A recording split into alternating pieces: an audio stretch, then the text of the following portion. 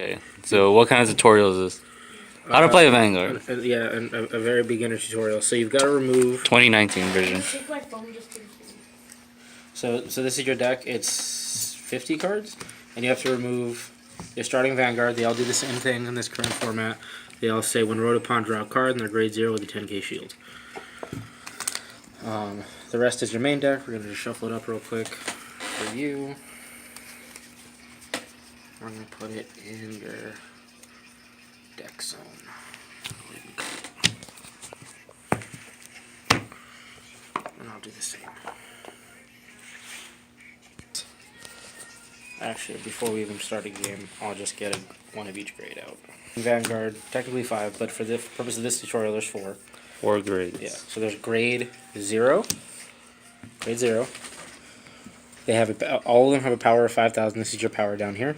On the side is your shield value, which is 15k, right? Okay.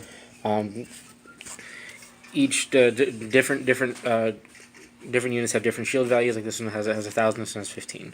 Grade 0s have a icon in the corner called a trigger. Yes. And the triggers are actually outlined here. There are 4 different types. There is critical, draw, front, and heal. This is a front. What this trigger does is it gives plus 10,000 to the front row. So there's that. Moving on, there's grade 1.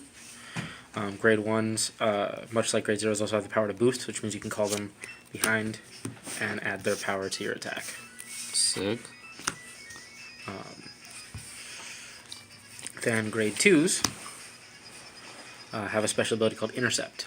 So what intercept means is that if I have it out on my rear guard and I'm able to guard from the field, so during an attack I can move it from the rear guard circle to the guardian circle, and it has a shield of 5k, and then afterwards it goes to the drop zone back here. So that's a grade 2, and the last one is grade 3. As you can see, the power does scale up as you go up in grade. So grade 3s have an ability, not like a boost or intercept. They have twin drive, which we'll go over a little later. They also have a gift. Okay. So this has excel. So you can go when you ride your grade 3, you get an imaginary gift of the proper type. We're using 2 excel decks just so it's not too complicated. What excel does is when you ride grade 3, you take a gift and you're going to put it actually over here. It counts as a new rearguard circle for you, so you can have, normally you would only have like 2 rearguard circles in the front row, and then your vanguard.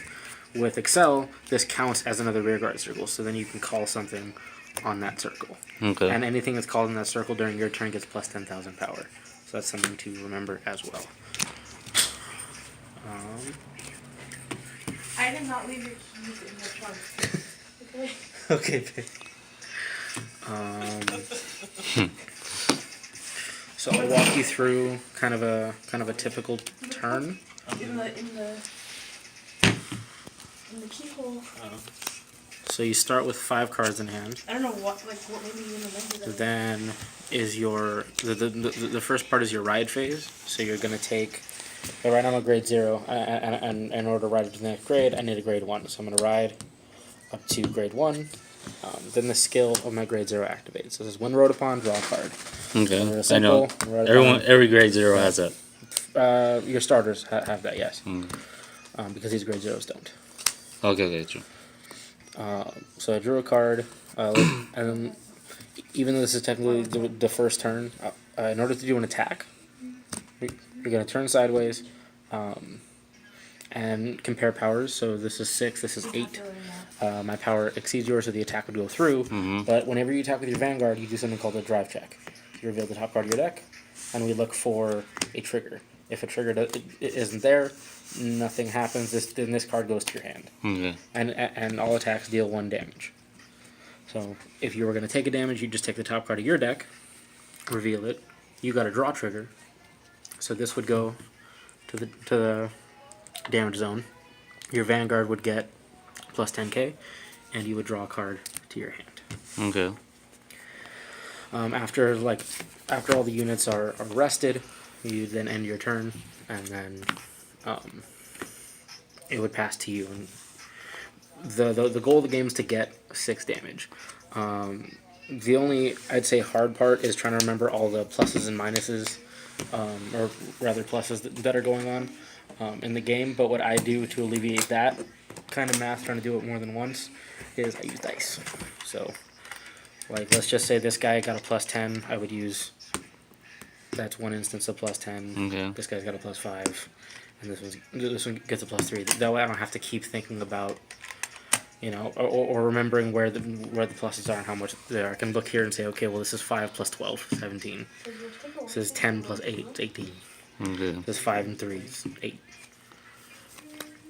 So. Okay, that's a good way. So I use dice just because I'm not good at math either, and that helps me keep track of who has what bonus. Yeah. Because it, especially in some decks where you get a whole myriad of bonuses, like in Shadow Paladin, where some things will get +3 or +5 or +10 or +2, it really helps. But if you want, we can play or try and play a game so you can kind of get a feel for it. Okay, let's do that.